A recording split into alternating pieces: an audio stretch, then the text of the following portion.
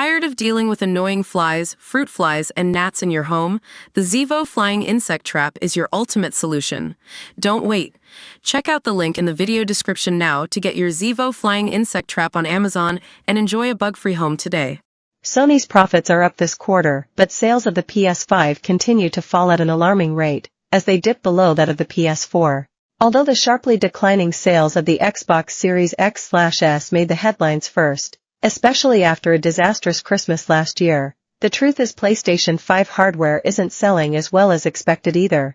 Sony missed its sales targets in February, and while the PlayStation 5 has still sold well, it's behind where the PlayStation 4 was at the same point in its lifetime, with the gap continuing to widen, as shown by the latest financial results. The PlayStation 5's lifetime total has now hit 61.7 million, but year-on-year sales continue to fall, with only 2.4 million PlayStation 5 consoles sold between April and June this year, compared to 3.3 million at the same time last year. The obvious reason for the poor performance is the lack of major exclusives and Sony's continually poor marketing over the last couple of years, especially in terms of fan-orientated events like the summer showcases. This is in stark contrast to the fast pace of new releases at the start of the generation, with Sony attempting to compensate with third-party exclusives such as Final Fantasy VII Rebirth and Stellar Blade. Microsoft does not release sales figures for the Xbox Series X/S, but its lifetime total is believed to be around 29 million.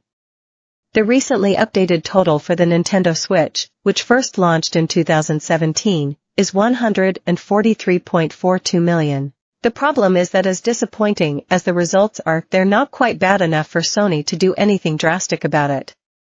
Operating income was still up 32% on last year, with overall sales, including software and subscriptions, up 12%.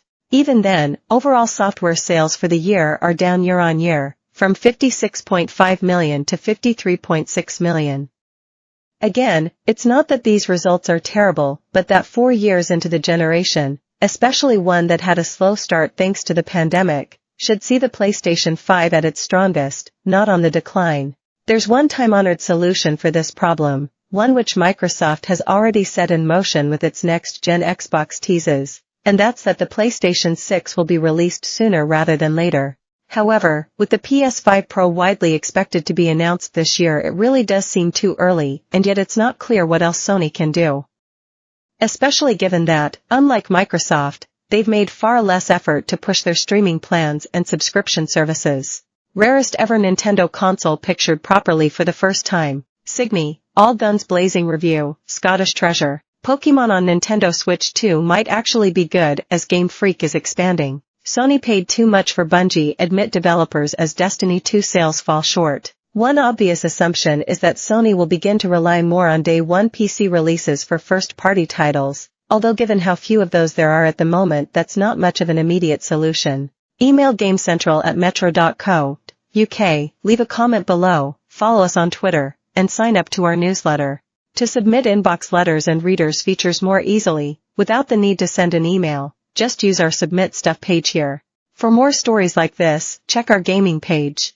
More, Astrobot PS5 controller announced, and it actually looks really good. More, PS5 Pro will use RDNA for ray tracing upgrades as new details leak from data miners. More, Xbox Series X sales fall behind Xbox One in US but PS5 still ahead of PS4. Sign up to all the exclusive gaming content, latest releases before they're seen on the site.